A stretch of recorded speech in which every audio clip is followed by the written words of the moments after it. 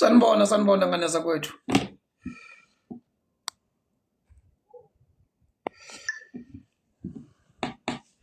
Sanibona. Hey umuntu kade agcina ukungena. Kade ngangigcina ngane zakwethu. Sanibona bafowethu sibingelele. Hey bathi umkhonto uyagwaza, bathi umkhonto uyajikijela. Hey Miyeza, qawona amandla. Sanibona ngane zakwethu. Ngiyathemba nonke niyaphila. Ngiyathemba nonke kuhamba kahle. Ngiyathemba nisagcinekile nonke. Kade yagcinana ngane zakwethu. Kade yagcinana. Kulamalanga la umuntu unqabile nje umuntu lamalanga akwenzakala kodwa ke ukubamba kuyale. Sanibona ngane zakwethu. Sesikhona bafowethu. Sesifikile. Alukho usuku olungafiki. Asikho futhi nesikhathi esingafiki. Mayenziwe. Qawona amandla. Siyabingelela ngane zakwethu. Siyabingelela kakhulu bafowethu. Sesikhona bafowethu. Acela nje sishare lo live nje lo ukuze sikwazi ukuthi siqale kahle. Sebekhona abantu. Today sinama guest ayi2 namhlanje. Sinama guest ayi2 namhlanje. Siyacela sishare nje live nje lo ukuze sikwazi ukuthi wonke umuntu akwazi ukuthi angezwe ngendaba abe khona abe ingxenye yakho. Sibingelele kakhulu njengane zakwethu. Sibonge kakhulu bafowethu ukuthi siphinde sahlangana futhi. Sibonge kakhulu ngane zakwethu. Simzwile ubaba la Free State. Simzwile ubaba ukuthi hayi umkhonto uyagwaza impela. Sibonge kakhulu nakuba Dr. Khehlelezi.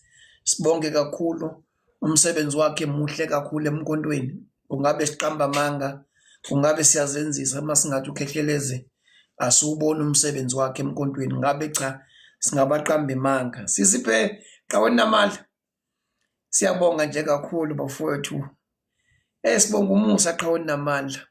Sibonga umusa nje wakhe obuya sithwala njalo. Ngabe siqamba amanga ngane zakwethu masingathi singadla amandla omuntu. Le ndoda iyasebenza kakhulu uKhehlelezi. Cha ngokumbona kwami ngiyambona uyagijima impela futhi into yakhe uyenza yenzeke.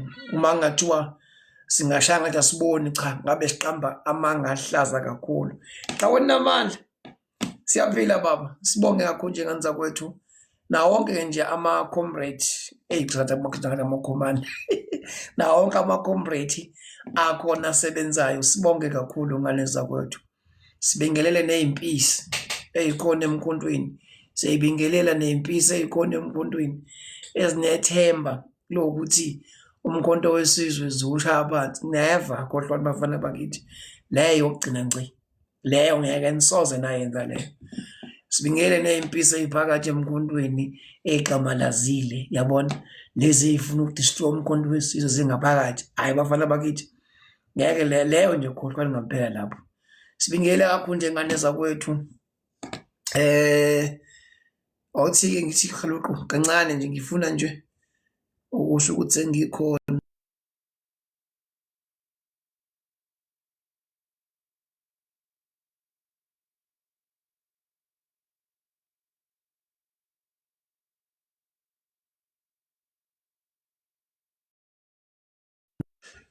Xeseni bafowethu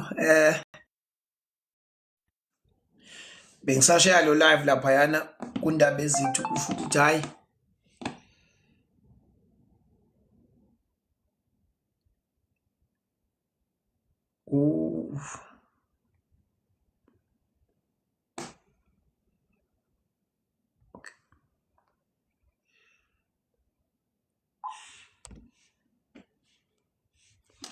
xeseni ngane zakwethu bengisacommunicate lapha yana ngane zakwethu. Yazi ke i-guest yami inenkinga uyadrive lapha undaba ezitha manje ulive wakhe lapha engathi usumfuna umnikeza inkinga kodwa ke into ekumele ayenze angayivezi ivideo.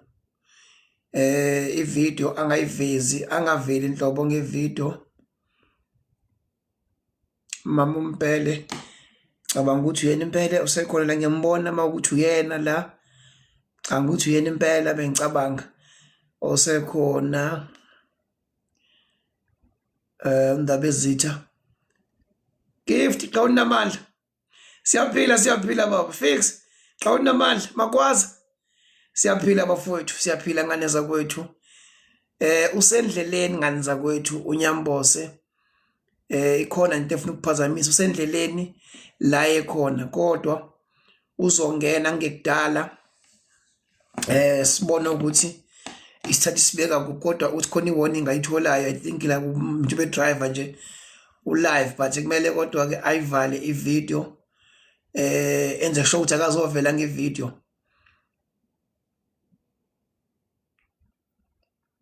yasetshenzwa emkhontweni bafowethu yabona ukuthi manje abaholi sibathola ngendlela sibathola begijima bese emgaqweni isikhathi into engabambeki kahle isikhathi asibambeki kahle Dr. G qawona namandla mangabe sekhona ngaphakathi ndabezitha uzobe sesho mangabe sefikile ngaphakathi uthi ngiyambheka la angimtholi kodwa sesikusese imtshelile ngale ukuthi hayi angasondela angene ukuze sikwazi ukuthi sibe siqala ngoba usemgaqweni noma ngeke ngisho ukuthi umgwaqo kodwa usemgaqweni la ekhona usendleleni kodwa sizokwazi ukuxhumana naye sikhulume naye sesiyophikiswa inetwork ke kodwa kuzobe ngeyedwa ukhona mama Mbhele ahambisana naye uyobe ngeyedwa ngane zakwethu ake nje iqala nje ke sincome nje kakhulu uKhehlelezi cha ake simncomeni bafowethu uKhehlelezi uyawenza umsebenzi wakhe kahle kakhulu uyabona nje impela masingathi asiboni cha ngabe siqamba manga bafowethu ngabe simdlela nje umona masingathi into ayenza uKhehleleza siboni cha ngabe siqamba manga lenza kodwa ake sibonge bafowethu umkhonto wesizwe uyawukhulisa ngempela futhi yabona indlela ahamba ngayo uyambona ukuthi hayi no uyakwazi lento kuyenza yenzeke so sidinga uhlobo olunjalo labantu olukwazi ukwenza izinto zenzeke so nje ake simbongele nje uKhehlelezi kumsebenzi nje awenza kakhulu njengamanje baxoxele kakhulu kulaba asebenzisana nabo ngoba phela ngiyazi ukuthi akayedwa uthi baba uNyambose angikuboni la oh nakho sengikubonile baba sengikubonile kade ngikubheka sengikubonile nalabo asebenzisana nabo ehleni umcimbi siyabonga kakhulu ngane zakwethu siyanibona ngigijima sibona iFree State ukuthi bithwele phama iFree State sibonile ukuthi cha impela umkhonto ugwaza ngempela usekhona ngane zakwethu uNyambose phakathi kwethu I think inviteile manje ngicela baba ulokhu nje uaccept ne yeah nazonke yazi ke ngipena la baba uNyambose yebo baba ninjani baba siyaphila singezwa kini hayi siyaphila nathi ukuze basigcine silana ungaveli ngevideo ngoba mawuvela ngevideo bazokwenza ukuthi bakukhansele okay kulungile yeah ake sibingelele baba sibonge baba ukuthi siphinde sithole futhi ithuba lokuthi siphinde futhi sibe nawe kulo live sibonge nje kakhulu nje baba siyazi ukuthi ni matasa namanzi emgaqweni akuphunyulwa ke emkhontweni kuyasetshenzwa emkhontweni nanitsheni ifuna ukusebenzela abantu isikhathi lesibaba ake kunikeze ithuba ke baba ke ubingelele abantu bakho baba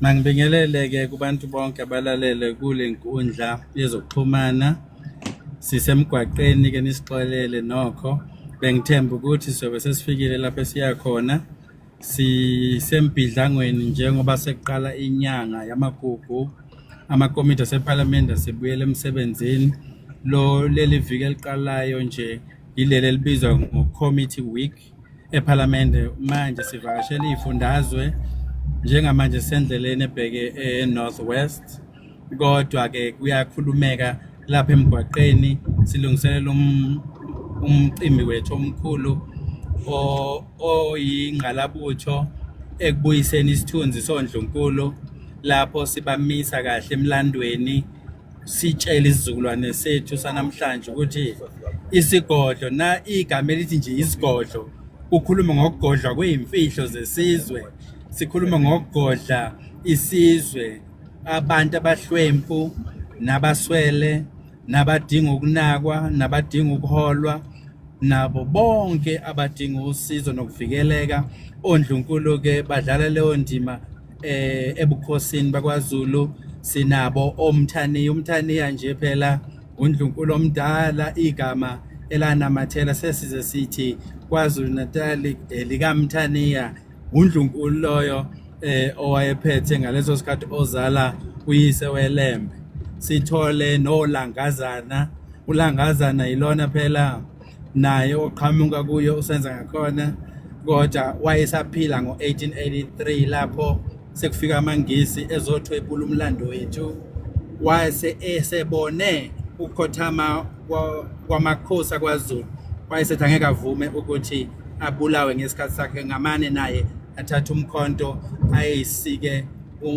uqhoqhoqho ngamane afu nokuthi abone abelungu bebulala amakhosi ethu kodwa ke sizokulontsha kahle sikwethula ngokusemthethweni nge4 zikaSeptember besifisa ukuthi kwenzeke ngesikhathi sokubungaza inyanga yesintwana omama sase sibuka ukuthi kukhona abantu ababalekile esibakhohliwe njengabantu bakwaZulu okuwoNdlunkulu bethu abasekela iLembe ekusukela kwiLembe kuze kube manje laba ke baseqophelweni eliphezulu emlandweni ngoba akekho wafika kuleli qophelo lapho inkosi esuka ibusa esizweni iqeda iminyaka engama50 labo Ndlunkulu ke baqopha umlando kusukela ngo1971 kuze kube u2025 base sekhona umdlokombani ukhothama ngo2021 lapho ebeqeda iminyaka engama50 ngokwezi kamoya umnyaka engama50 isho ijubilee season okusho unyaka woyekelelo okusho ukuthini na okusho ukuthi isihlalo uma sesihambe iminyaka engako konke ukusebenza nokukhandleka kwaso nomnotho waso isihlalo okuloko uxetshulwa abantu bokuhamba uNkulunkulu spiritually namasimo uthi make siwayekele manje ke sidle okuseyinqolobaneni umhlabathi ukuze ukwazi ukuphinda uvuseleleke umswenya ukuze uphinde futhi ukhiphe isivuno esihle kakhulu sikuleso sikhathi ke ngokwesihlalo sakwaZulu kodwa kwaba nomshophi lapho kukhothame isilo emva kwesilo kwakhothama uNdlunkulu oqhamuka eSwazini kwase kuthi emva kwakhe kwamele ugcotshwe ozongena esikhaleni sesilo ngoba isihlala sikwazi ukuhlala singenamuntu nathi siyisizwe kwasathuka sekufanele sizile sesithatha iminyaka ke nokho emhlanje iminyaka emhlanje ke isho ngokwezi kamoya inombolo yomusa sesiwutholile umusa ukuthi sesingabungaza manje nakho ke singakwazi siyisizwe samaZulu ukuthi umdlokombane wayesebona ukuthi indlela yakhe iyaphela futhi uzohamba wayeseshicilela phansi imigubho ekumele yenziwe isizwe sakwaZulu ukubungaza mhlazane ngene esihlalweni ngezintathu zikaDisemba lapho angena khona esihlalweni kwasekhothama nge12 zikaMarch lokho okuyidate futhi ekumele siyibungaze ngakho ke asikwazanga ukubungaza njengesizwe isizathu salokho ubengasekho umuntu obengakwazi ukuthi ayisukumele leyo nto ngoba uyishiye ezifubeni zoNdlunkulu ukuthi lokhu makwenzeke emva kokuba engasekho esihlalweni ongenile ke esihlalweni naye unomthwalo wokuthi ungena nje kumele aqale uhambo lwakhe kusukela ngesikhathi angene ngaso ukuya phambili okusho ukuthi uma kuzomela aqale ahlehle ayemuva lokho sekusho ukuthi usezothatha isikhathi sokuthi angakwazi ukufeza okuyimiso zokungena kwakhe esihlalweni lokho sekubiza ukuthi isizwe masisukume sengiyasukuma ke mina njengodingiswayo phela ngingaqali uDingiswayo siyamthola emlandweni lapho kwakunenkinga esihlalweni sakwaZulu, kukhona iLembe, kukhona noSigujana, lapho kwaba nento ethi babili abantu ekumele bangene esihlalweni. Kwathatha ukuthi uDingiswayo akhiphe igama emva kokuba ehlangene nenkosi uSenza ngakhona evakashe kwaMthethwa, ngoba kwaMthethwa kwakuwumuzi omkhulu ohlonishwa ngaleso sikhathi abakwaZulu bekhosele ngaphansi bakaMthethwa. Wase esho ukuthi nangu nje undodana wakho odumile manje ezizweni, kodwa wena wamlahla njengoyise wakhe walahla nonina, kodwa nangu kwaMthethwa ukhulile manje uyiqhawe. Hlanganani nixolelane nikhumelana umlotha. Bahlangana, emva kwalokho wayesenikeza iLembe ukuthi mali izikhetheleke kwithala lemkhonto ukuthi imupha uthandayo umkhonto, kanti ngokwenza njalo usenza lento ye-succession ngokolimi lwezokubusa ngokwesikhathi samanje. Owayesethi uShaka iLembe, cha ngicela ukuthi ubaba kube uyena ongikhethelayo umkhonto. Wayesemkhethela ke emnikeza. Emva kwalokho wayesehamba ephuthuma edlula kwaMhlongo eyobatshela ukuthi sengihlangene nondodana wami lapho. Kwacatshanga ukuthi angeke ngiphinde ngihlangane naye. Wadlula waya kwaZulu, mayefika kwaZulu nakhona wabatshela ukuthi nanicabanga ukuthini uma nicabanga ukuthi angeke ngihlangane nondodana wami. Ngale kwalokho, emva kwalokho akahlalanga isikhathi eside wabe sekhothama, kwase kuvuleka isikhala esihlaleni sakwaZulu. Kanti abakwaZulu indlunkulu yayisinquma ukuthi uSigujana makube uyena ohlala esihlalweni ngoba uNandi akazange acace kwaZulu. Kwase kwasusa umsindo, kanti lokhu sekuphambana nombiko owashiwa uSenza ngakhona kwaMthethwa ukuthi ngiyacela ukuthi indodana yami kube yiyona elandela esihlalweni. Ngaleyo ndlela ke kwayenzeka kanjalo ukuthi abakwaMthethwa ngokuholwa uNgomane ehola amabutho, kwase kuthunyelwa oyinhloli ukuthi ayohlola. Ngiyacabanga ukuthi kwakuwuNgwadi, wahamba wayohlola ngangempela, wabona kwaZulu begcoba uSigujana bembeka esihlalweni. Kwase kuthiwa makenze itulo lokuthi makasuswe uSigujana ukuze kuzobekwa iLembe. Labekwa kanjalo iLembe, libekwa ngamabutho kaMthethwa. Amabutho anikeza umyalo ukuthi mawahlale kwaZulu kuze iLembe lichache esihlalweni, ngoba abakwaZulu babengalifuni iLembe ngaleso sikhathi. Okusho ukuthi iy'nkathi ziyayiphindaphinda. Nakhu sesinqwamana nesikhathi esifanayo emlandweni lapho kunamakhanda amabili endlunkulu aphakanyiswayo okuthiwa yilona uzobusa, bese kuba khona omunye okuyinto ke engandile nokho, ngoba ngalesa sikhathi sikaDingiswayo babengekho abelungu ababeqhwagwe umbuso wakwaZulu, lapho sekunosiko lwabelungu olusetshenziswayo ukuthi kubekwe inkosi nomisilo swamaZulu.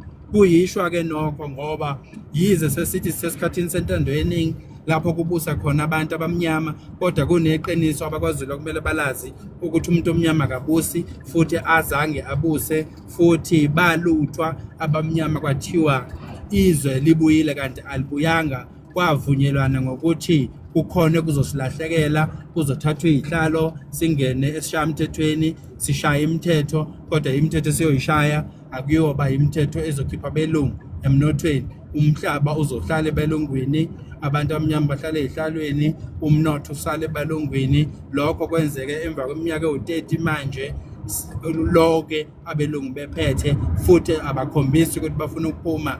Sebeze bevusa isiprofetho sabo, isiprofetho mbumbulu esithi emva kweminyaka engama-25 abantu abamnyama bayohluleka ukuphatha izwe, bese ke umuntu omnyama uyoyithathela yena izwe alibuyisele emlungwini. Yilokho asebekwenza ke ngo-2024 lapho sekutholakala abelungu benza umbimbi neqembu elikhulu labantu abamnyama elalizosikhulula ukuthi lingene.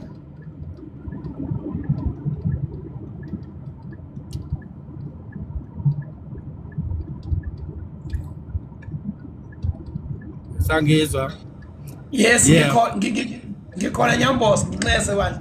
Bengisendela omunye ilokhunjana lolo live wathi ucelile.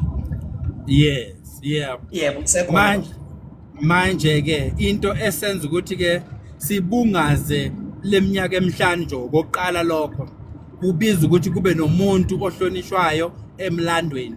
ukuze athi esizweni hawu nithule nithini lapho isihlalo sesiqeda iminyaka engaka akukaze kwenzeke lokho emlandweni kodwa isizwe sithulile. Isizathu salokho ukuthi sesiphethwe abelungu sebexubene nabantu abamnyama, ayisaxoxeki indaba yethu yokuthi sizimele futhi siyakwazi ukulibusa izwe lethu. Kodwa ke ngenhlanhla enkulu kwaZulu sinawo umhlaba olinganiselwa lapha kuma hectares awu 2.8 million hectares wase ufihlwa ngaphansi kwesigaba somthetho okuthiwa ingonyama trust, okwenza ukuthi akwaZulu amakhosi akhona abe nayo indawo lapho ebusa khona. Kodwa base besinqunda ngokwezomthetho ngoba bagcina imithetho yabelungu. Le mithetho yenza ukuthi ke singazokwazi ukubusa.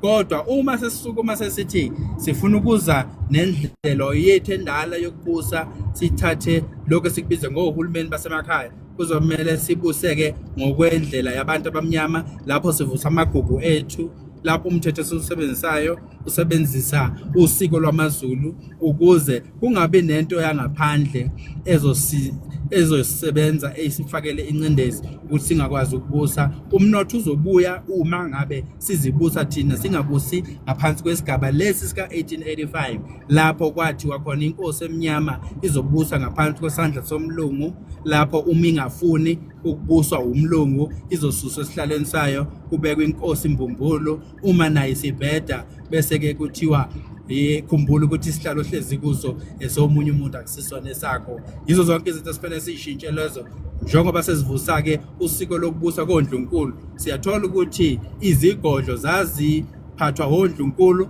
kube namabutho ahlala eqhinqile evikele leso sigodlo, evikele abantwana, evikele nabo bonke abantu abakhonza esizweni ngaphansi koholo likaNdlunkulu osuke uyena umakoti wesilo esibusayo ngaleso sikhathi. Naba koNdlunkulu bethu abayisithupha esishiywe nabo kwase kuthi omunye ukhotheme nasisilo. Labo Ndlunkulu sizobelula ke manje siyobaphakamisa kakhulukazi, sifuna ukubafaka endaweni yabo ethi sukumani musana ukuthula, anithuli nina nibadala kulaba abahlezi esihlalweni futhi nini eniqondisayo ngokusinikeza umlando ukuthi ume kanjani. Sizobelula ngalokho bese siphinde sithula kuhlelo olusha olungelusha ke nokho kodwa uhlelo leinqolobani. Inqolobani lapho ke kwagcinwa khona ukudla okudliwa isizwe. Sizothi koNdlunkulu sukumani ke manje nisukumisa isizwe, nilime, nibuyisele indlela endala yokukhiqiza ukudla ngoba laba basicindezela uma sebefuna ukusibulala bazosibulala ngokuthi basidayisele ukudla okungasikona okuwumsinsi wokutshalwa lapha ezwenikazi lethu, kodwa sebesiphakela befaka ushevu, befaka izinto ezizobulala izicuku zomzimba, bese siyithuka sesingene ezibhedlela sesinezifo ezibhobokayo zibhotozwa ukudla esikudlayo okungenayo impilo.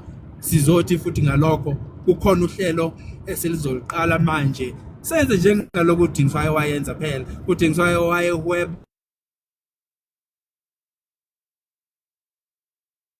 ababehamba beyofuna izithako zokuthi kugcinwe kulondolozwe ukudla ngezikhathi zendlala noma ngezikhathi lapho kungekho khona imvula, kunesithwathwa lena emazweni ase-Europe. Wayehweba nabo ke befuna inyama efresh and then emva kwalokho bona bamnikezele ke lokho abakuphethe okwakuyi medium of exchange okwakuthiwa i-barter trade system ngokolimi lwezomnotho. Sizovusa lolo siko ke, sizothi makudliwe nasibuseni. Sibaningi thina njengabantu abangamaZulu, sibaningi ngalendlela ukuthi singakwazi ukukhiqiza ukudla siphinde sikudle thina ngokwethu bese kuthi okusalayo sikuthengisele amazwe angaphandle. Sesitholile ukuthi ke ezweni lama-Arab laba amaSulumane banenkinga yokuthi bahlala ogwadule, akumili kahle ukudla, akukwazi ukufuyeka kahle izilwane ngoba nokudla okudliwa zilwane akukwazi ukumila. Thina ngapha sinenala, sinomhlaba ovundile, sizothi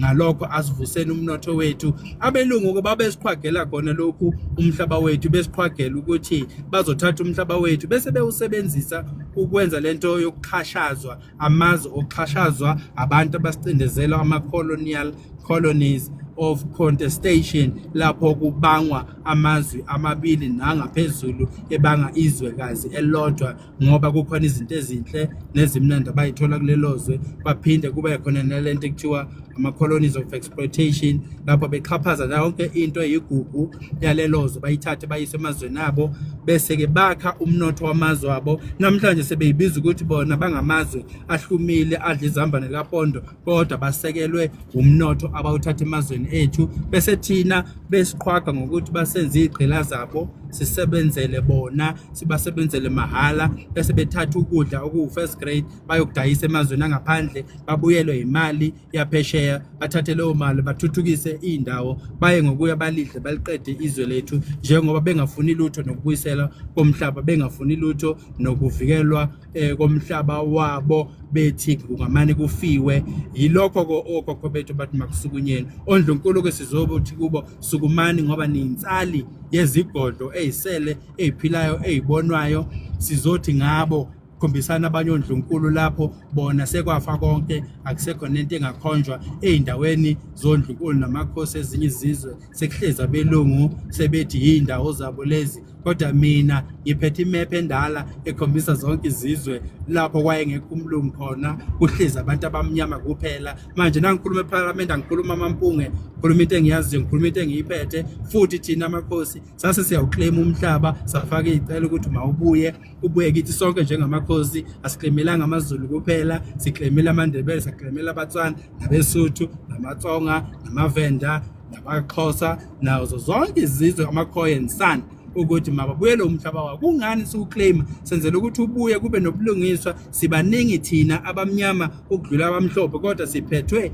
abamhlophe besilawula ngayo yonke indlela. Akufanele isikhathi esentando yeningi kodwa intando yeningi isebenza ekuhluphekeni kuphela bese kuthi kuyinala yomnotho idliwa belungu bese abantu abamnyama badla entendeni yomlungu. Iyona lento kwesizoyiqeda siwaphethe amatayitela ethu kodwa bafuna ukwaletha ngoba busa iy'nkantolo zabelungu. Yilo-ke iphutha lelo awukwazi ukuthi ezweni lakho ubuswe umthetho wakwelinye ilizwe. Kuyiphutha uKing Charles makahlale eBritain abuse izwekazi lakhe kodwa akakwazi ukubuza lapha. Ngikushiso ukuthi ngiphethe umqulu oqhamuke eBritain othi uDingiswayo wayebusa izwe lakhe lisuka eMfolozi lapho ihlangene khona kuze kuyoshaya eMhlathuze. Nginayo leyo map isabhaliwe ibhalwe ukuthi kwesakamthethwa. Namhlanje kwesakamthethwa sekunamagama esingisi kunamagama esibhunu wonke lawo magama izinto zayizolo kodwa umlungu yalazi iqiniso ngoba uligcinile walilondoloza emabhukwini. Sesikufundile ke lokho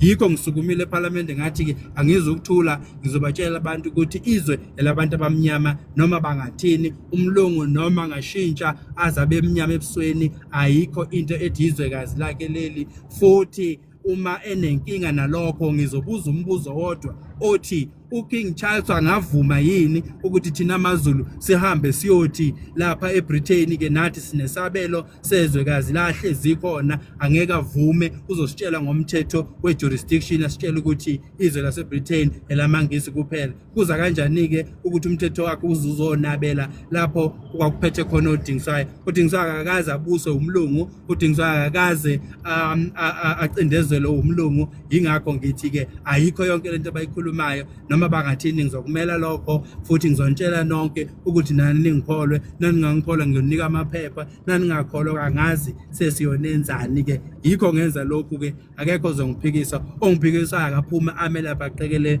eze azongibuza ngizomnika zonke izinto. Ngizothi ke sukumani musani ukuluthwa yilento eyenzekalayo namhlanje. Abelungu bayaviva sebeqalile babiya izwe futhi sebethi kuney'ndawo lapho kungahanjwa khona ekungangenwa khona. Sebesishiye nalo utalagu lolu abasishiye nalo bethi thina sesihlala emadolobheni kodwa sithenge ey'tolo zabo sigqoke iy'mpahla zabo. Yonke leyo nto iyichilo ingamampunge. Angazi ukuthi nithuleleni ningamaZulu ningayivumi lento. Ake nidilizele abelungu enibabelethe emhlane ukuthi banikeze imali. Leyo mali bazokunika kodwa uzohamba ubuyele uyothenga esitolo somlungu. Kuwesi-ke manje sekukhona namashayini sekukhona namaSulumane sekukhona zonke izizwe bayayitapela baxhaphaza wona umthetho lo mthetho ubugebengu umlungu ukudayisela umoya into engekho lokho sikubiza nge-illusion ngesingisi ukutshela ukuthi hayi lapha uwo bethe lapha usho ukhuluma into engekho mina ngeke nje ungikhathe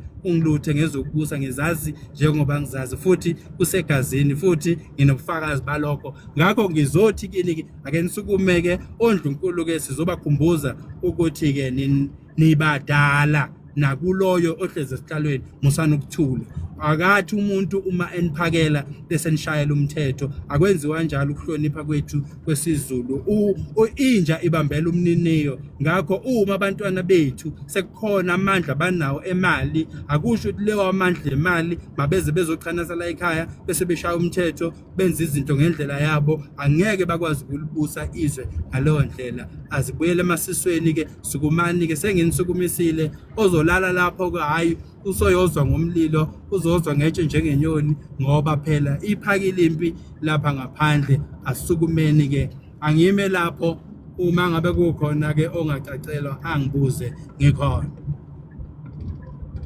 Siyabonga kakhulu baba, siyabonga kakhulu Nyambose. Sekhona noMageba phakathi kwethu ake simbingelele naye Mageba omkhulu. Beka ngenkomo bafokazana bebeka ngamahlahle kumede Baba Mageba ngiyalele khona odingiswayo madlekezo lawo yengo hey Yeah. nangu useyiqalile uNyambose Mageba useyidlalile uNyambose. angibingelele izethameli zakho lapha emkhunjini ngicabanga ukuthi umuntu useqhamuka kabi kade ngikucinga lapha ngoba bangithintile khona imithengo benginayo ngase ngithi angivale ngiqalaze ngangayibona ngibona sekunenqobe engaka ama likes kanti ufike nini ngoba bengithi u6 but ke akunalutho ngikhuluma kabi ke lapha udingiswa usembimisele lapha phambi kwami ngoba usopolitiki kanti mina angena usopolitiki kodwa ke ngicabanga ukuthi abalandeli bekhasi lakho babonile einsukwini ezimbili ezintathu ufake isithombe lapha esinomkaNkosi omkamuhle ukuthi ngosuku lwangolwesine bazobe bebungazwa ngicabanga ukuthi kungeminye yemizamo nemizabalazo ekhona ngoba selokhu kuhambe ukhothama ingonyama indlunkulu iyantengantenga mase ngakuvuma lokho noma kubhlungu kodwa fanele sikuvume omkaNkosi sebevele baphenduka abafazi nje ake ngisebenzise lelo gama ngoba nesigaba siyangivumela ngoba umdlokombane kuba kuthiwa ingonyama kwangenzeka wayengaba umnewethu manje akwazi ukuba ukuthi ingonyama ibe umnewenu imizi yamakhosi yakhohlakala yagcina isinto engekho kanti eqinisweni limsulwa iminyaka engama-50 kaMdlokombane ubengeke akwazi ukubusa ngaphandle kwezingane zalemizi yabantu ezadela konke zadelela ukuthi zizoba umcamelo nabalondolozi nabaduduzi bengonyama noma besihlalo ngakho ke uma sizokhumbula sonke bandla liphakathi akekho ngakacabanga ukuthi njoba ingonyama yebuze ngo2021 yini esikeyenziwe egameni likaMdlokombane ekhombisa ukuthi sinengonyama ebusa iminyaka ama-50 cishe lokhu kungezinye zezinhlelo ngoba cishe bekunyaka odlule saba naso sathula usuku likaMdlokombane ngoDisemba 3 noma saligubha ngoDisemba 6 indlunkulu kwakwenzelwe lapha nenyokeni esigodlweni ezantsosuthu ukuthi ingonyama ingasali nomlando omuhle kangaka isincwatshwa nawo noma isithunwa nawo emahashini kanjalo ke nendlunkulu uqobo akufanele iqhaza balibambile ekusekeleni lobu bukhosi ekusekeleni ingonyama ekusekeleni indlunkulu bese ukuthi ngoba nakhe engasekho umyeni wabo bese konke ukuhlaba kwenzile nakho kufakwe phakathi edlinzeni lengonyama lokho kuyiphutha njoba ke kuvele leli thuba lokuthi sigubhe usuku sibunga zondlonkulu sibuyele emuva konozinja wakwaZungu ozala inkosi uQwabe ozala inkosi uZulu nomnewabo uQwabe, sisondele size konozidiya abazala uPhunga noMageba, size koSithuli sikaNkombana waseMambatheni ozala inkosi uJama, size koMthaniya bakweni kwaSibiya abazala inkosi uSenza ngakhona, size komkabi kaSodubo. Umkabi kaSodubo enye indlovukazi ezayigane isilo noma inkosi uSenza ngakhona, ngisho ukuthi isilo noma ngathi isilo ngoba lesilo lidale lengonyama elisha, eyayihlala emkhandlwini ishaya noma ilekelele ekuphathweni kwemithetho yezwe. Ngiye ngizwe ke laba baqhamuka ngapha entshonalanga noma sebesuthi utshwala bepolitiki bethi abesifazane babecindezelwa ngisho nangokwamasiko. Akulona iqiniso, ngoba uma ubuka uNdlunkulu umkabi kaSodubo wenkosi uSenza ngakhona, ufike ngesikhathi somyeni wakhe inkosi uSenza ngakhona, wadlula kwaba inkosi uShaka, kwaba inkosi uSigujana noma ahlala isikhatshana esincane, kwaba inkosi uDingane, kwaba inkosi uMpande, uze walandulela leli ngesikhathi impi kaZulu iyobhekana nempi yamaNgisi. Wayesemdala umlando ke usitshela ukuthi wathatha isinqindi sakhe wayizinquma ngaso, ngoba ethi ngeke akwazi ukubuka umzukulu wakhe ebulawa amaNgisi esho isilo saseGoli. Iqhaza nesifazane uZenene kwindlovukazi yaselangeni uOnani ekusekeleni lo umbuso kaZulu. Uma ukhuluma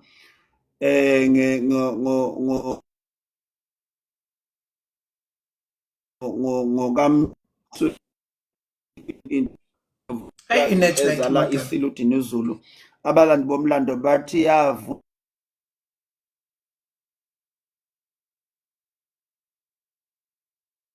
hayi siyamshaya inetwork make ibuye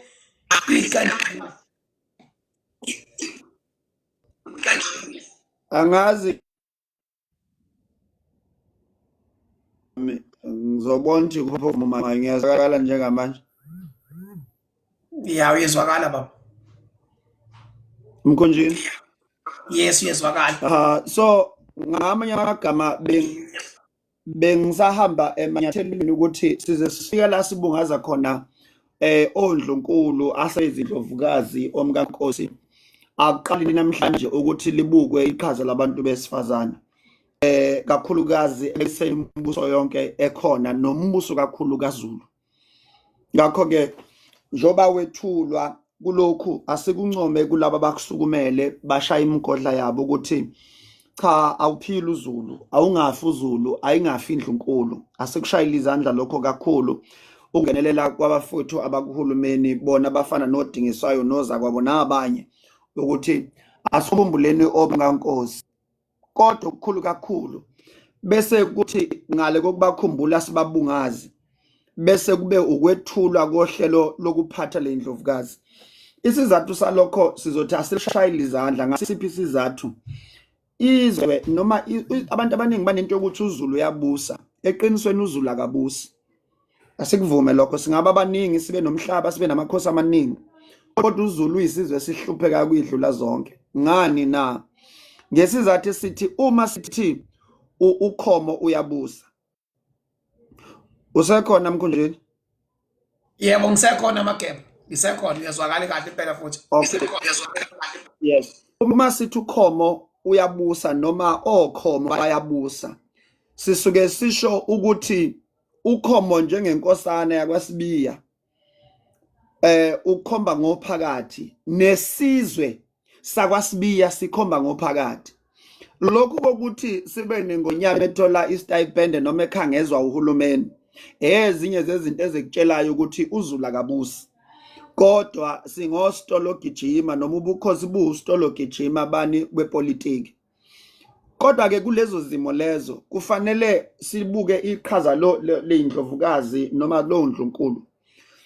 lapha kwaZulu sinamakhosi awu 302 ngebhadi sengihambele cishe angali ka200 or 250 izimo esifice emizini yamakhosi azimnandi ngakho ke ukwethula kohlelo lwengqolobane lulanda bonke ondlunkulu abamise amakhosi alezi zizwe ezakhuzulu lulanda zonke indlovukazi nondlunkulu bamakhosi angaphandle kwesifundazwe ngoba uma sithi sihlomisa inkosi noma ingonyama ngaba senzi khona uma singamhlomisi nondlunkulu noma nendlovukazi egane lapho ngoba singabe siyageja ngesizathu esithi abantu besifazane bangabantu abawumgogodla wethu yebo singaba amakhanda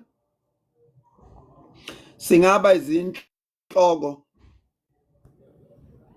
angazi noma ngikhona khonto yenzakele la ngisekhona Yes babu uyezwakala magebhe uyezwakala impela. yes amakhosi angaba izinhloko ingonyama zibe izinhloko kodwa imgogodle misa lelo khanda abantu besifazane ngakho ke kuuhlelo oluhle kakhulu oludinga ukushayelwa izandla lokuthi ayivuke imizi yamakhosi ayivuke ivuswa ngondlunkulu awalekelelwa amakhosi ayilekelelwe ingonyama ukuthi izwe libuseke liphatheke okwesibili nezizwe abayiholayo nazo zifike kunethezekeni ukunethezeka koba ukuthi uma kuba nezinkinga eyivelela isizwe ubukhosi abukwazi ukugijima buyothi uhulumeni lekelela ubukhosi kufanele bufake isandla ephaketheni bukhiphe buthi naku lithi iqhaza ngoba uma ubukhosi busathi uma abantu behambe nezikhukhula ubukhosi buthi hulumeni siza phela yolekelela abantu kahle hle ubukhosi abukho makunjalo kufana nento engekho lobu bethu ke bakwaZulu kubuhlungu kuyishwa lokho ukuthi sinobukhosi obunabantu abacela ku18 million sinomhlaba udingiswayo umhlaba osambile udingiswayo umhlaba kaZulu ucela ku3.7 million hectares unamachweba amakhulu uneyimbiwa phansi engakaze ithintwe njengamanje kuthiwa ligesi nooil ngapha komkhuze asebeqalile laba bosopolitiki bayantshontsha kodwa mangasubuza ukuthi sikhona nisikhwama sombuso kaZulu sinamalini hayi ingonyama trust ingonyama trust ekuhamba ilento yokukhokhisa amalokhuzana lonto leyo lezi zinto zomalizi nakho konke lokhu kweyintela yini belikhona liligama lakhona kodwa awuwona umnotho kaZulu ingonyama trust ingonyama trust ikhiqiza noma igenerator noma yenza imali engaphezulu kweyigidi eziyikhulu umbuzo uZulu nano ngayikhomba ubukhosi bunano bungayikhomba umbuso noma uZulu uzobusa mhla sekuthiwa ake sibuka ama financials kaZulu bese kuthiwa uZulu unemali engaka oyisebenzise kuma onayo kuma offshore investment njengelokusana njengeRoyal Bafokeng uma ngase uyeRoyal Bafokeng uphathwa ikhanda kodwa banama mineral eyodwa edominateayo okuyiplatinum thina lapha kwaZulu sinayo yonke into usuka kwaRBM uziyofika kwilithium engaphezansi emzumbi kodwa asinalutho yathi enye insizwa kimi lapha kuhamba umdlokombane ithe indaba ezitha ngiyakhalisa ngiyazi ukuthanda kanganani ubukhosi bakweni kodwa umdlokombane usishiyela uZulu ohlonishwayo uZulu ikhona into engiphazamisayo la awuthi ngivale ngicela ningibekezelela kancane Kulungile ndaba ezethu.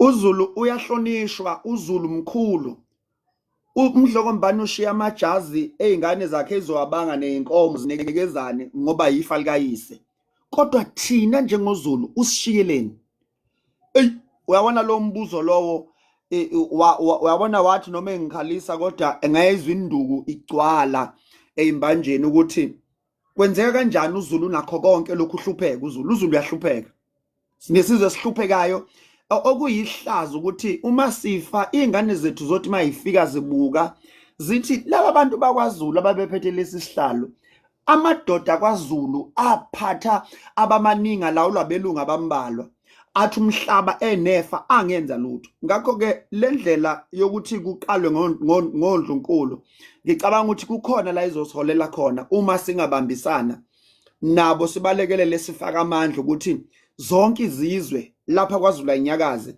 zonke izizwe zohlanga iningizimu Afrika yonke azinyakaze kube khona esikwenzayo ngicabanga ukuthi kofanele uqinisile impela nombuso dadewethu siyahlupheka akufanele ngabe siyahlupheka umnotho kaZulu ungafaka isaka kuwo wonke umuzi kulobu bukhosi bukaZulu kungaphumanga umuntu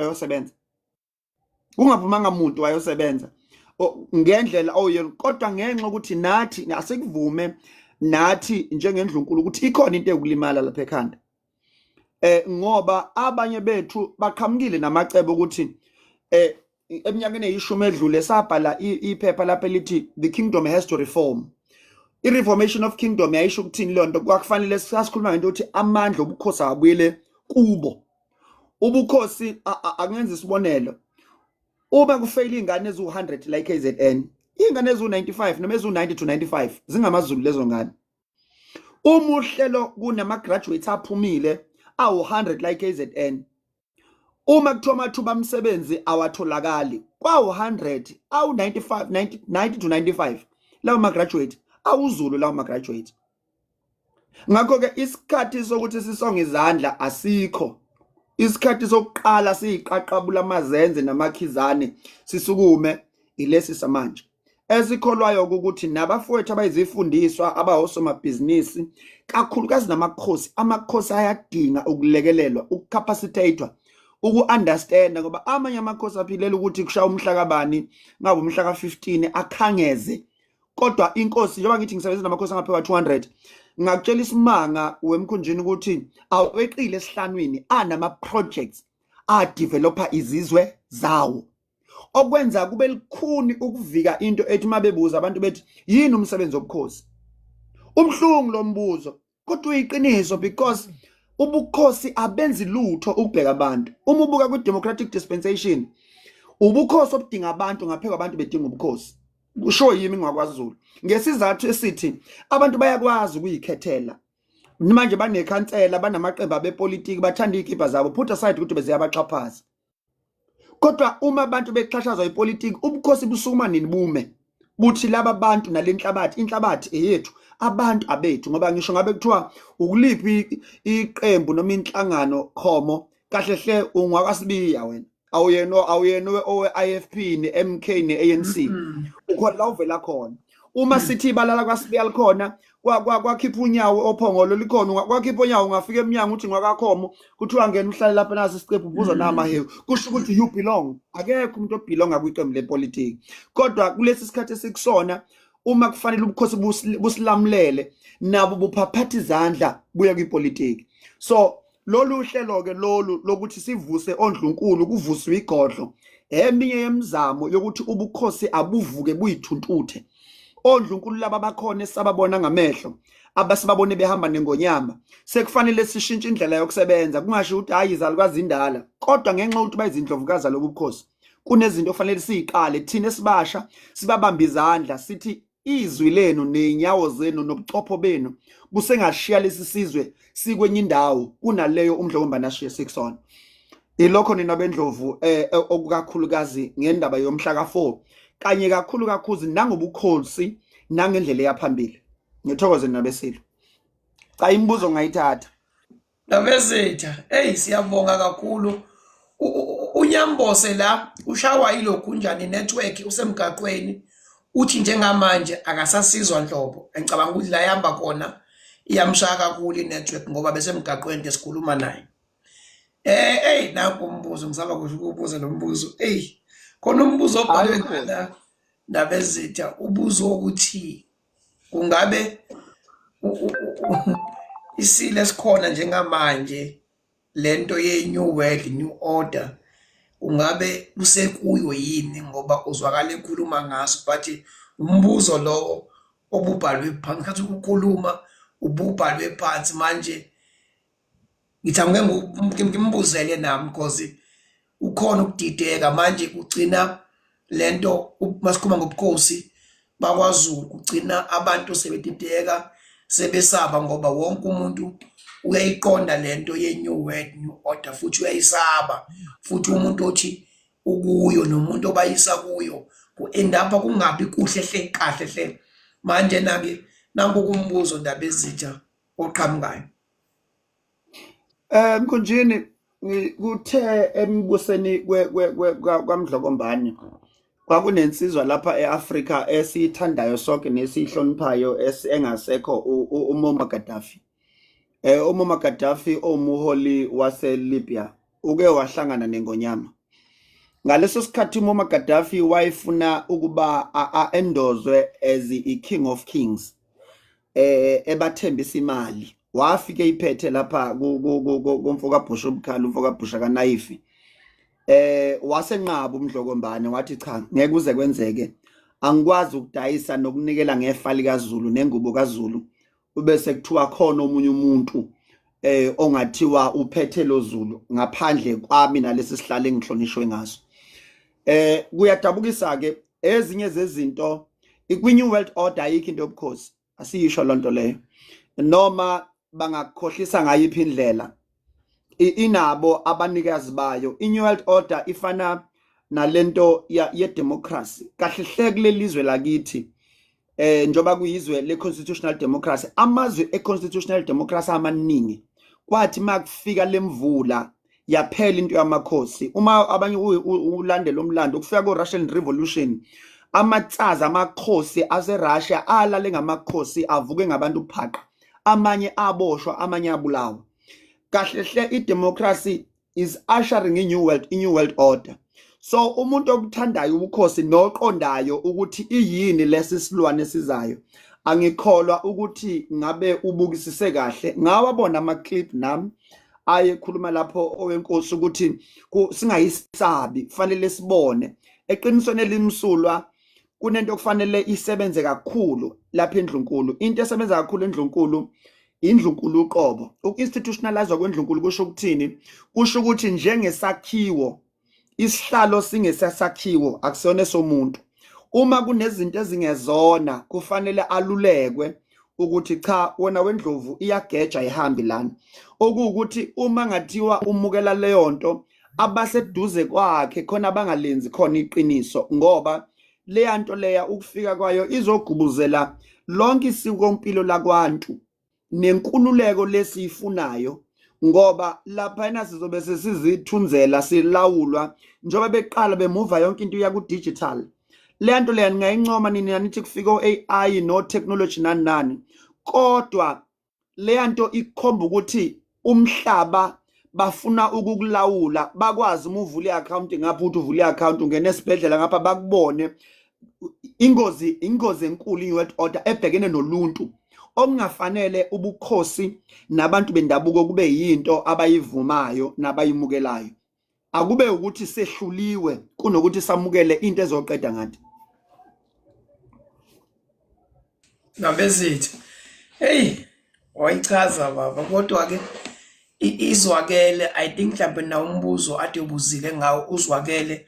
Umhla ka4 kuSeptember ngcathi uLwesine, ungabe kulomcimbi okhona kuvumeleke wonke umuntu noma mhlambe kunabantu abathize abavumelekile kulomcimbi loyo, ukuze angajuka umuntu avuke kusethi umuntu naye iposter ithi IEC kuzobe kunomcimbi avuka yekhona kanti umuntu akasona isimenywa lapha. Ithini into yakhona baba? Wonke umuntu amukelekile noma mhlambe inendlela yakhona? Mkhunjeni angiqale lana uLwesine kuze kufika kuLwesine lolu suku beku umbungazo obungenyanga yomama njengoba siyivala namhlanje. Kwasho ukuthi ibhiziningi kwase kuthiwa asale ngoba into ethinta isiko nobukhosi ayisale siyeqela enyangeni kaMandulo lesiyiqala kusasa. Okwesibili, labo abangabahleli bomcimbi ngoba usethulwa umbungazo lo nokwethulwa intentsha usebenza ngokweyimemo. Nathi abasitshele khona ukuthi cha, kusebenza izimemo, kunabathile abathintiwe, amakhosi athintiwe, oNdlunkulu emakhosini nasho amakhosi uqobo lawo kuthiwe cha, sidinga oNdlunkulu benu makhosi kahle hle. Ngisho nakubantwana lapha eNdlunkulu kuthiwa cha, abantwana asidingi zona ilevu kahle hle, sidinga oNdlunkulu nodadewenu laba nobabekazi, abantwana besifazane. Ngakho ke kunalento kuthiwa u-RSVP, lokho uhlobo olunjalo lomcimbi, ngoba abahleli bakhetha ukumisa kanjalo. Engikholwayo kodwa ukuthi uma ubukhosi buzinza kusenemisebenzi eminingi okufanele siyenze. Asikaze sibe naso isikhumbuzo sikaMdlokombane okuwumsebenzi omkhulu okufanele sibe nawo othinta isizwe sonke sifike. Lokhu nje kuseuqala ukuthi nazi izinto zenu sizwe zethulwa omama benu uma sesiya phambili ngesikhathi ikhula amandla anda. Kanjalo ke izogcina isivuleleka ukuthi hayi akwenze ukuthi kade khona inkosazana nje engangi-attend umcimbi wayo ekulezi zinto zama-robot zo AI yayithula i-robot lapha kufanele lo robot liyothula emkhosini weyintombi ukuze intombi ingane lezi zinto esizalayo zazi ngoma-robotics nango-coding ifunda zonke eziwu-11 zaleli lendlovukazi. So izinto obonayo ukuthi kukhona la sibheke ngakhona okusemqoka ukuqoqa njengamanje sisaqoqile uma sesikumise ngendlela kuzosabalala bese sizwe sonke sithi hayi ke icacele sokeni.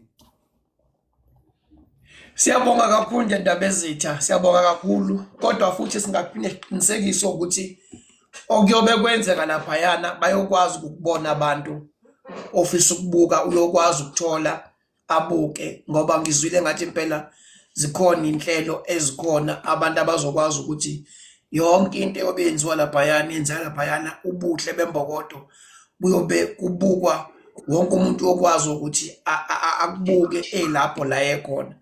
Sesivala nje Ndaba Ezitha, imaphi nje amazwi ofisa ukuthi nje uwadlulise esizweni esimnyama eSouth Africa, singathathi uZulu, ngoba lento ngiyayicabanga ukuthi njengamanje nje uyikhulumeka kanjena nje isibambe iSouth Africa yonke. Awugcina Ndaba Ezitha.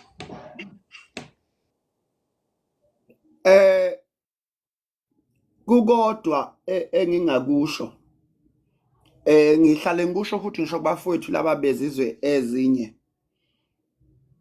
njengabanewabo, ubunewabo sibuthatha ekuthini sibaningi, sinobukhosi obuhlelekile njengalobu. Sidinga ukubambisana sonke ngoba ipolitiki ayibuzi noma isitha esibhekene naso asibuzi ukuthi ngumZulu uyindebele unjani.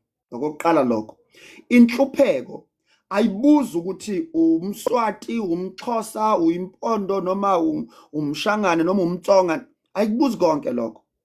Inhlupheko ibhekene nomuntu webala elinsundu. Usize esibhekene nalo alusibuzi isikibha sakho ukuthi sihlaza, sibomvu, siyelo, sinjani. Usizi esibhekene nalo lubhekene nesikhumba esinsundu. Ngakho ke lokhu ekuyisiqalo kuyaqala kwaZulu kodwa kugcini kwaZulu, ngoba phakathi kweyimenyo khona ngisho abasuke Eastern Cape abazoba ingxenye ukuthi bafowethu asisondelane sithekelane ngokucabanga, sibone ukuthi lezi zizwe noma lolu hlango olunsundu lungavuswa kanjani ezaleni lubuye lamandla alo.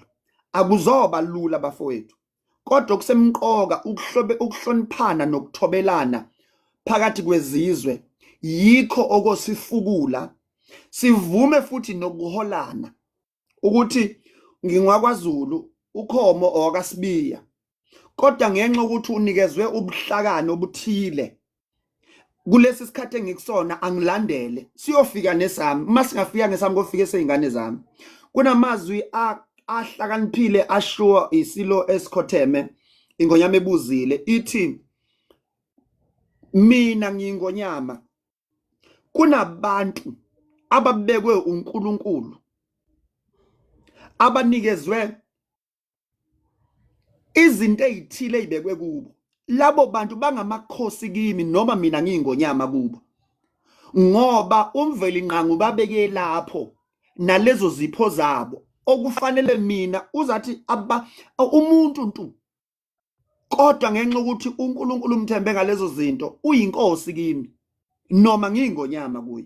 Ngakho ke leyo nto leyo iyistatement esinamandla sokuthobelana ukuthi uma singathobelana sihloniphane sizizwe zohlanga siyeke lokhu kucwasana, ikhona indawo la singaya khona. Ngoba kubuwula lento ekade sisho ukuthi unabelungu abahlangene no-15 million abelungu kodwa baphethe wonke umhlaba, siphila siphefumula ngabelungu. Uma bengashisa amaplazi bashisa amasilo. ngeke sibe ndawo. Ngakho ke siyadinga ukuhloniphana kulomzabalazo, siyadinga ukuthobelana, siyadinga ukuhloniphana.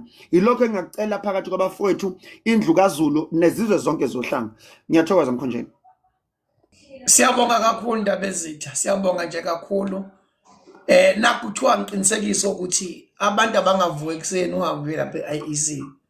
Kuthiwa ngane zakwethu laphayana uya invitation ongena ngayo lo suku uyitholile. Ungavuka ekuseni uthi hayi ngisala phana e-IEC ngoba uzo-end up ufike endaweni ongamenyiwe kuyo, u-end up futhi usungakwazi ukungena. Kugcina kuba ngazuthi yini yani kanti wena umuntu ongazange uzihlele kahle. Abantu abalaphayana abantu aba-invite-iwe abaphakathi laphayana. Kuthiwa angiqinisekise kulokho ukuze ungavuka ekuseni uhambe. Nyambose, usubuyile baba? Ngikhona baba, ngiyanizwa nginilalela. Sesifikile nathi lapha besiya khona. Yebo. Awugcina nje baba. Awami amagama athi ubukhosi bakwaZulu buhlaseliwe ngalendlela ukuthi kungenzeka ukuthi bungabe busavuka uma uZulu wonkana ezovuma ukuthi lobu bukhosi bufe ezandleni zabo ngesikhathi sabo ngesizukulwane sabo. So we need to stand up. Sisukume lolu hlelo londlunkulu senza ngamabomu. Siyazi ukuthi izitha zethu zigada amakhanda amakhosi yingakho benza lokho abakwenzayo. Kodwa sisizwe ke siyejwayela ukuthi uma ngabe sihlaselwa sikwazi ukuthi close ranks, sibuye ndawonye, simelane nesitha. Isitha yilaba abasithathela umhlaba, isitha usikompilo esesinikezwe lona ukuze sizonqotshwa. Kodwa njengamanje siyolontsha into ethi ziyabuyela emasisweni, asigcini lapha, sizophuma siye kubo bonke ondlunkulu ngenyanga yamagugu, sikhukhule kuyoshaya i3 zika December, kuyoshaya i12 zika March unyaka ozayo. Kuthi kufika uhulumeni wasemakhaya sibakhombise iphethini nesithombe sokubusa kwezwe emazingeni asemakhaya, ubuswa ngendlela yabantu. Siyakwazi ukulima, siyakwazi ukukhiqiza, siyakwazi ukuzenzela, nalapha ekubusa khona belungu kusebenza abantu abamnyama. So angiyazi lento yokuthi umuntu omnyama khona into angakwazi ukuyenza, kodwa amabomu ngoba kufuna ukucindezela umuntu. Angavumi ke naye omnyama esecindezela noma izinto seyibekwe phambi kwakho. Into esiyidinga iyodwa, uma belungu bekunikeza imali bethi hamba omosha phakathi kwabantu ngoba sebebona umbimbi labantu abamnyama, dlana leyo mali kodwa ungayizwe uzogcwaneka lapha esisebenza khona, esibumba isizwe, sivusa indlela yokubusa kwethu. Laba abafela amathe indlela yokubusa abantu abamnyama bahambe bayofunda leli bhuku The Olden Times in Zululand and Natal, lapha amangisi ayefunda isystem yabantu abamnyama yokubusa, base bekhipha umsoco wokubusa wenkosi, kwafaka umuntu ovotelwe ozoloke ngena ephuma iminyaka ewu5. Emva kwalokho bona bahlala emva kwalowo muntu bese bemcontrola, bemlawula, bamtshela ukuthi angasondeli emaplazini akhiqiza ukudla, akhiqizele amazwe ngaphandle. Uzomangala ukuthi South Africa iqhashazwa ngalendlela ukuthi kuningi ukudla okhiqizwa lapha, kodwa lokhu oku first grade akudliwa lapha. Abelungu bakudayisela abantu bangaphandle, basikhokhele kancane, siyasetshenziswa, singayivumi leyo nto. Usiko lwethu lalo khuthaza ukusiselana, nokunanelana, nokutshelekana, nokusizana, nokuphana. Bese ke uma kunensada ke sihambe ke sithekele ngayo, kushintshiswane, asenzeni leyo nto. Siyayazi economics akungeze umuntu azositshela into engekho. Sifundile namhlanje akusophinde izwe lethu lihambe sibuka imithetho, sizoyishintsha. Umthetho usikompilo nendlela yokuphila bakwabantu kuleso zinda baphila kusona. Akwazi ukuthi sifunzwe indlela yangaphandle, masingayivumi. Abantu abasihlupha yilabo abafundile ngoba bayitshela ukuthi bafundile kanti bafunde imfundiso yomlungu bese bethi futhi iyona ndlela yokuphila. Akusikho futhi abelungu baphethe yona into ebayithathe kumuntu omnyama ukuthi sebeyishicilele phansi, awusayiboni ukuthi into yakho. Ngakho ke masishintshe, masukume, siyaqala, siyasebenza, mayiphele into into yokuthi umlungu ethi ewumsila kodwa nyakazisa umzimba wonke. Ayikho into yezibalo ezibalwa lapha kuhulumeni kuthi umlungu useqhwakele phezulu kwethu sonke. Yilaba bethu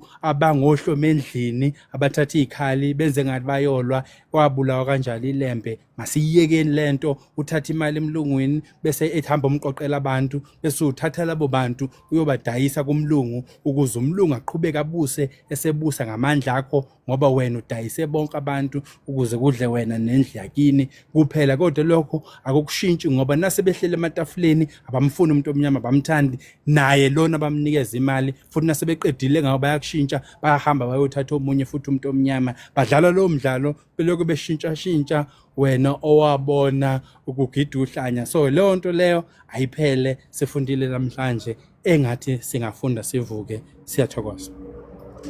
Siyabonga kakhulu Nyambose, siyabonga nje kakhulu. Umama uMbhele ngisendi invite kuyena accept kodwa ngathi uyasiqhaqhisha ekutheni akwazi ukungena ukuthi sibe naye, okusho ukuthi so lapho isikhathi ukuthi naye sim-invite aphinde naye abuye nibuye futhi naye nekwazi kulokhu. Nanku umbuzo lana Nyambose, njengoba lapha eParliament ngiyazi ukuthi le iyakuthinta ke njengoba ithinta umhlaba. Nanku kuthiwa uIsrael laphayana ne-Ukraine laphayana bayayidla iWestern Cape. Kungabe lokho baba kuliqiniso? Kukuphi njengamanje kwenzakalani ngendaba yase-Western Cape ukuthi ibe independent? Lokho uhlelo oludala abelungu basile bangamaqili.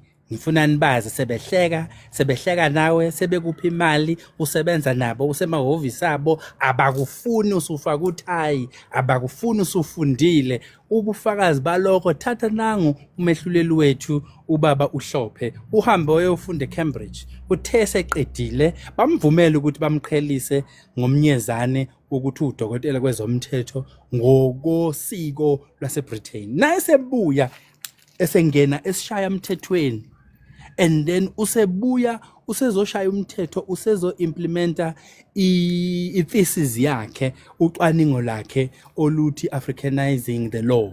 Abelungu bayibona ingozi ukuthi lo muntu lona usezosilimaza ngoba samgqokisa ijazi kodwa sasemgqokisela ukuthi abe sithipha sethu. Kodwa uma manje sezongena eshamthethweni ashaye umthetho uzoguqula lo mthetho ubuyisele osikweni labantu abamnyama bayifuni leyo nto. Baqala beza nento entsha singakaze sizwe ekuthiwa impeachment, okusho ukuthi thina sesilahlekelwa ukumethemba ukuthi uyakwazi ukuba umahluleli oqotho besho kuyibona abanamanga. Emva kwalokho bamkhipha nabo abaholi bethu umongameli wabalalela. Emva kwalokho kanti bafuna ukuthi basiphathe nasezinkantolo. Ngiza ke ekuthenini njengamanje indawo yase-Western Cape ithengwe abantu bangaphandle beyithengela ukuthi kube isizinda sabo bexoshe bonke abamnyama. Yingakho bengafuni omnyama ukuthi angene emnothweni ngoba nawo nomnotho uzokwazi ukuthenga kulezi ndawo ezidurayo nezibizayo. Umlungu usilethele umthetho wakhe weRoman Dutch and British law. Emva kwalokho nangabe usufundile understanda usufuna ukusebenzisa against umlungu useyajika usethi hayi amapali okora asisakori kulolu hlangothi obugijimela kulona seyawasusa manje amapali asekora kwenye direction. Uyapheka uyathulula into yakhe ayinabo ubuqotho ayinabo ubuntu kodwa uyitshela ukuthi uwe yena ubusa ngokusemthethweni. Asizona kuyithutha siyawazi umthetho. So badlala leyo nto ke njengamanje. So sebesebenzisa ithuba ke lokuba ku-GNU abelungu nje belapha ku-GNU abakhonelanga ukuthi basebenze nokhongolose bebengenela ukuthi bawugubude umkhumbi sebengaphakathi bese bethatha izikhundla lapho bezoshintsha khona. Okokuqala nje uHome Affairs sebezofaka abelungu baphesheya babafake ngendlela yabo ngoba sekuphethe umlungu kwaHome Affairs. Kunabelungu abawuhla ba over 2000 asebesohlweni lokuthi fanele bezongena babe amalungu ase-South Africa bese beyohlala lapha eWestern Cape kuzoxoshwa umuntu omnyama. Umlungu uhamba wobheka from 1893 iUSA ihamba iyosithatha umhlaba waseHawaii ngenxa yokuthi bafuna omanoni akulelozo. Basebenza leyo nto ke manje bayibukile iWestern Cape ukuthi bangayisebenzisa njengendawo yokufikela kwemikhumbi balawule ukuphuma nokungena kwezinto. Yileyo nto eyenziwayo kodwa bahlale bethola i-clean audit ngokuka auditor general. Ingamanga ke yonke leyo nto ngoba kusukela ngo96 imikhukhu esekhaya elisha ayikazi ishintshe, sekuphele iminyaka over 25 years iloke lemkhukhu ilapha. Kodwa ngokohlelo le-local government i-IDP fanele isho phela ukuthi leya mkhukhu niyiqeda nini. Ayipheli imikhukhu, ukuhlupheka kuningi, kodwa kwanda ukuthi kuncishiswe wonke umhlaba ohlezi la kungakhulela khona abantu abamnyama. So kuyaqhubeka lolo hlelo futhi sebenamandla benikeze ubaba wethu uRamaphosa ngenxa yokuthi uthe ungamane abuse nabo kunokuthi abuse nabantu abamnyama. Kusho ukuthi ke yiko phela izithunzela zabantu abamnyama abavuma ukuthi uma bona bedle kahle isizwe noma singadayisa sidayiselwe kubantu ababacindezele. Kusetshenzwe leyo nto, liyaqhubeka lolo hlela, ngeke balusho.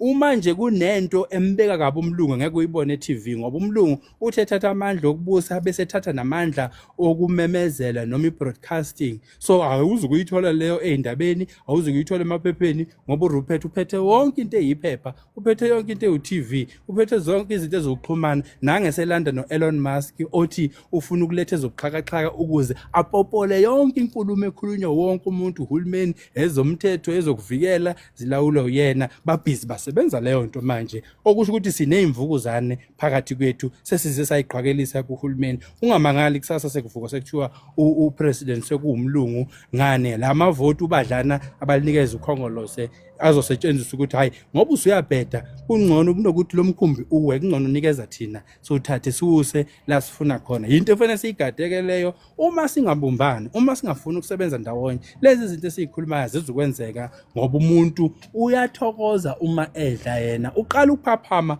uma sekuphele ubadlana lwesinka lolalidle kusithekena lingisigundwane lidla isinkwe ebumnyameni lithi hayi angikholwa ukuthi ukhona umbhako obhaka isinkwe ngoba ngaze ngumbone, athi angikholwa ukuthi ukolweni ukhona ubhaka lesi sinkwe ngoba ngaze ubone. Umuntu ke loye uma edla kahle kanti useyewini. Hey yamboso omkhulu, hey yabona masingabambani manje, singabumbani manje ngeke siphinde baba sibumbane ngoba konke nikubeke phambi kwethu ukuthi njengamanje naku kodwa kube ukuthi yithi abantu abangabumbani. Siyathemba kodwa baba ukuthi ke yonke into enihlelayo nomcimbi ongayi4 ngiyathemba ukuthi uyisiqalo futhi awusona isiphetho. Kukhona la nibheke khona, awakho nje ukugcizela nje baba kuwo mase siyagoqa siyavala baba. Mina ngizothi nje ngithe lapha eGeorge ngiyokwenza i-constituency work eGeorge, ilapho ku-PW Botha engcwatshwe khona okuyena ke idlozi elikhulu lamabhunu owayethe akuzukwenzeke phila ukuthi umuntu omnyama athathe ukubusa, ungcwatshwe khona eGeorge. Ngithe kubo kuza kanjani nithi nibaningi kangaka kodwa umasipala uphathwa belungu, izibalo zabelungu azihlangani. Okusho ukuthi khona into wrong ngale system esiyisebenzisayo.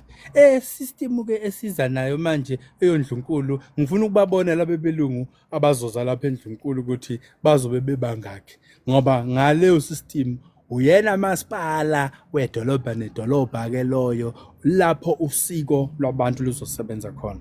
Asiyithatheni ke iphethini le yokubusa kwethu, hambani noyihlola nanithi uzwela ukukhuluma into engekho, hamba ufunde the olden times in Zulu and Natal, 70 pages of the book. You will find even the ward committee system ithathelwe kusiko mpilo lokubuswa ngokwendlela yamakhosi. Yasibhalwa phansi kwase kushintshwa nje kancane ukuthi akungabe umuntu ohleli isigcina permanently, akube umuntu siloko simshintsha ukuze nasebheda simlawula. Asiyekeni ke leyo, asibuyeleni kwi-queendom system. Isekhona inkosi, akusho ukuthi ayisekho inkosi ngaloko, ikhona kodwa inhlaka lokho sokubiza manje nge-institution of local government kuzobe kuyipalace, kuyisigodlo. Zonke izizwe zinayo into efana naleyo, iyona system esiyivusayo kodwa siqala ngalena. Yini siqala ngalena? Ayikho efana nayo eqeda u50 years uhlezi inkosi eyodwa besekelwe ondlunkulu bakhe. Sikhombisa ke iphethini uma kukhona umlungu nalabo abadawuthayo ukuthi ikhona into esingeza nayo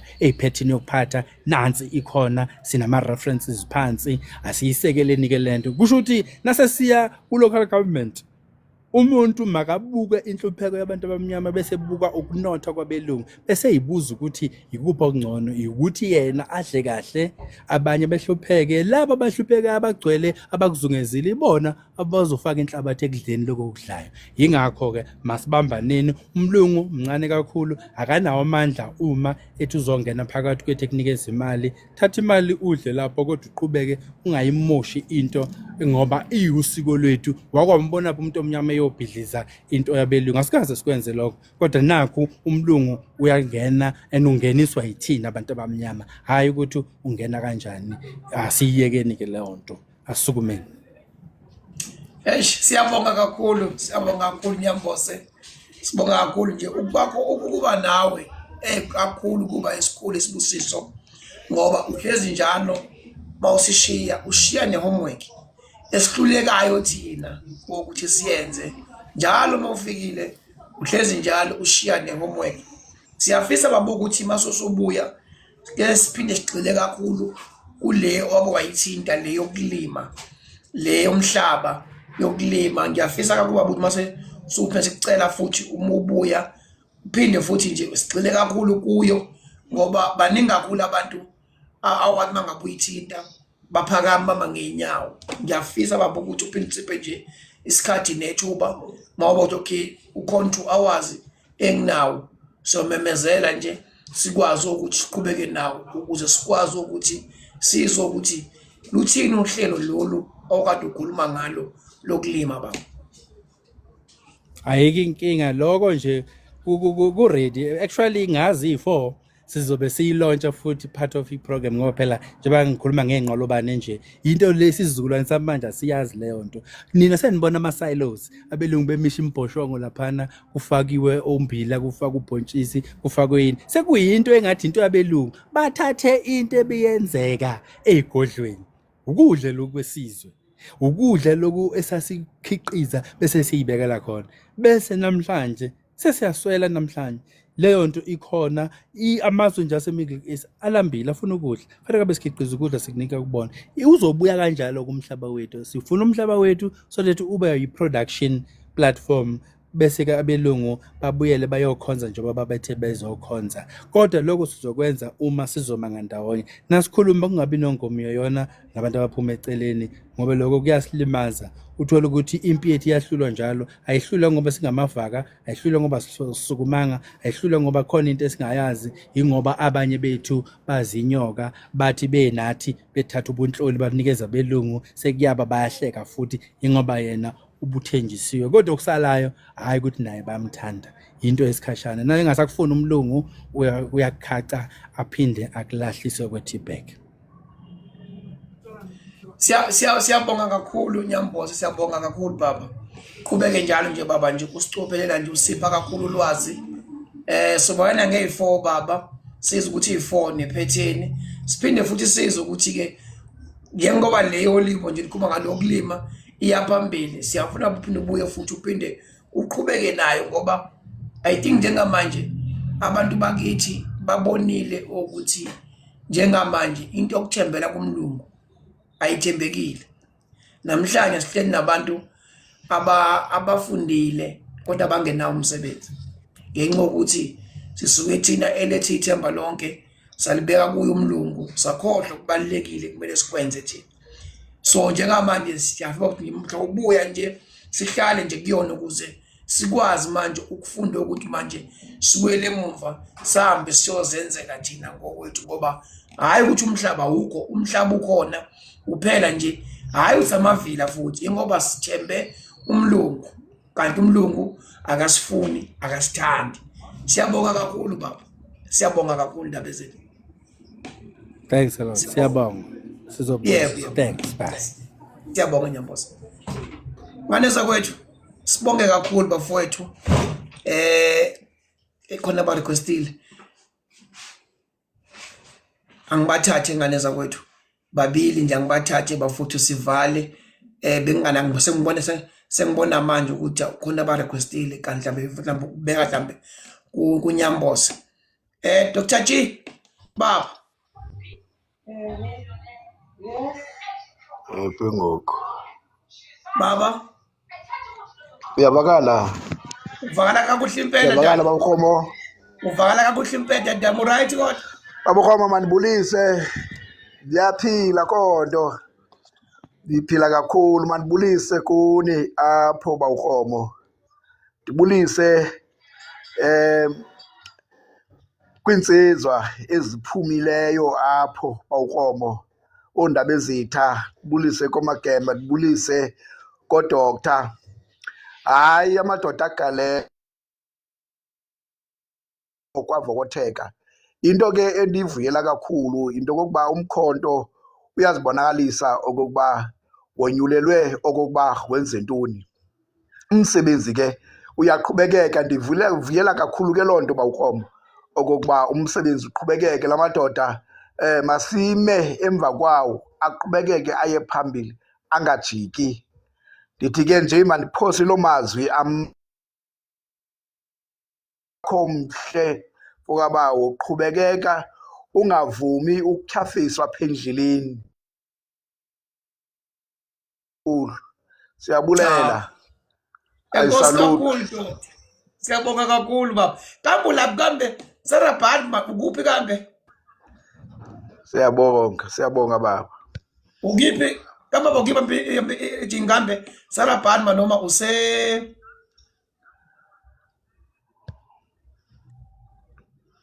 Dr. G? Hayi ngathi amshaya nathi. Mr. Mpisi qhawu namandla. Akivale ngawo Mr. Mpisi.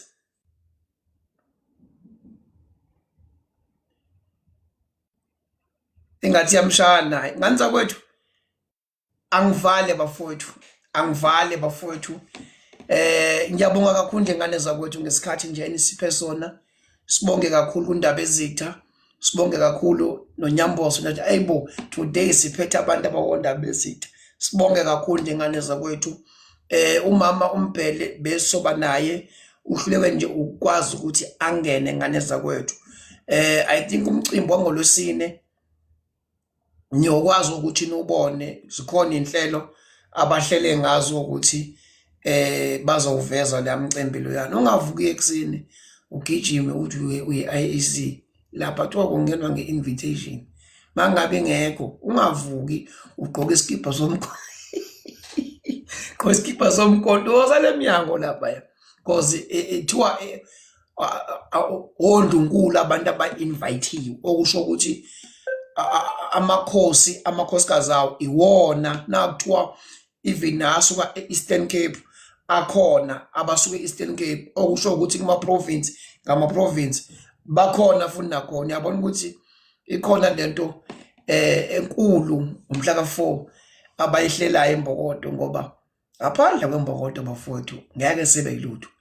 Futhi uma ngabe iMbokodo singakholelwa kuyo kanza kwethu kuyoba nzima kakhulu. Even ikhaya nje eninobaba nje yedwa uthi ungena nje khona nje liyabonakala futhi liyezwakala ukuthi hayi ayikho iMbokodo la. Kodwa makukhona iMbokodo uthi mangabe ungena uzwe ukuthi hayi no.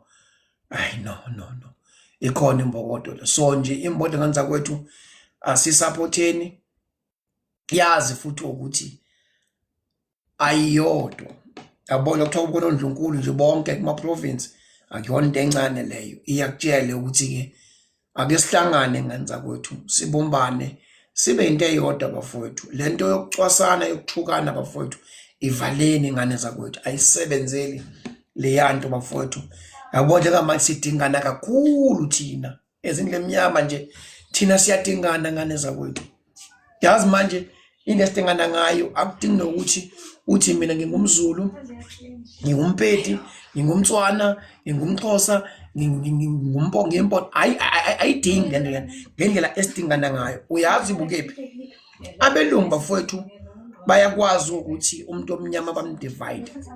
Abelungu bayakwazi ukuthi basixabanise thina kodwa bona bayazwana bona.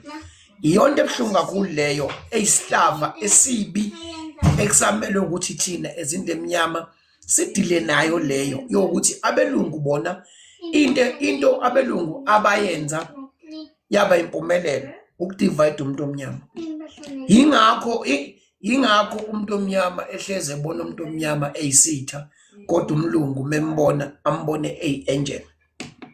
Isihlava leso nje abayungu leso nje abanqoba ngakho abathi uma ngabe nje benza futhi aphumelele.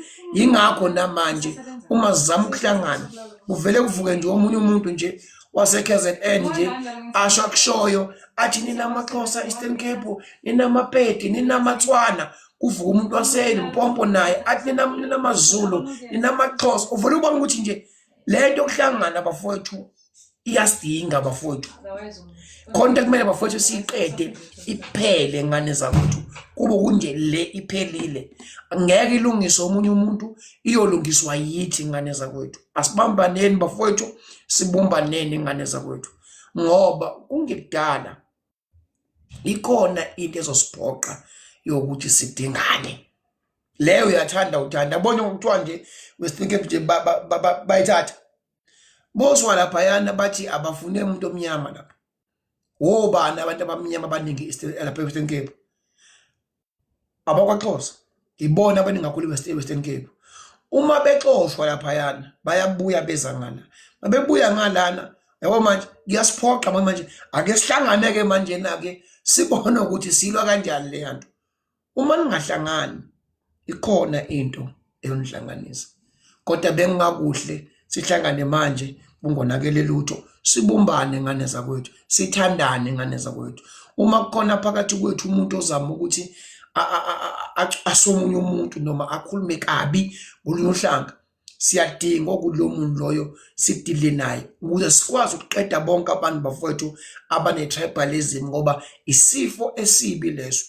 Bafowethu, odudula mina angimelani nabo, kodwa siyadinga phela ukuthi sibe sithi shwiphe nase-Western Cape. Sike siyobheka ukuthi kuhamba kanjani, yabona? Nakhona sikwazi ukuthi sibamise laba abantu abamhlophe. Kungabi njalo esomuntu omnyama isitha kube umuntu omnyama ngane zakwethu. Asibumbaneni bafowethu, asibumbaneni, sibe yinto yakudala la okwazi khona ukuthunywa ekhathi uhambe uyonana impuphu, hamba onana ukuthi. Namhlanje awusakwazi ukwenza lokho. Ngobani? Asisazwani. Nisale kahle ngane zakwethu. Inkosi ingcine, inkosi inilonde. Kukhona konke bafowethu nje nithandaze isikhathi siphila kuzo zimbi ngendlela emangalisayo. Ngeke kufihle lapho, izikhathi esiphila kuso zimbi ngendlela emangalisayo ngane zakwethu. Nisale nenkosi bafowethu, nibe right. Amen.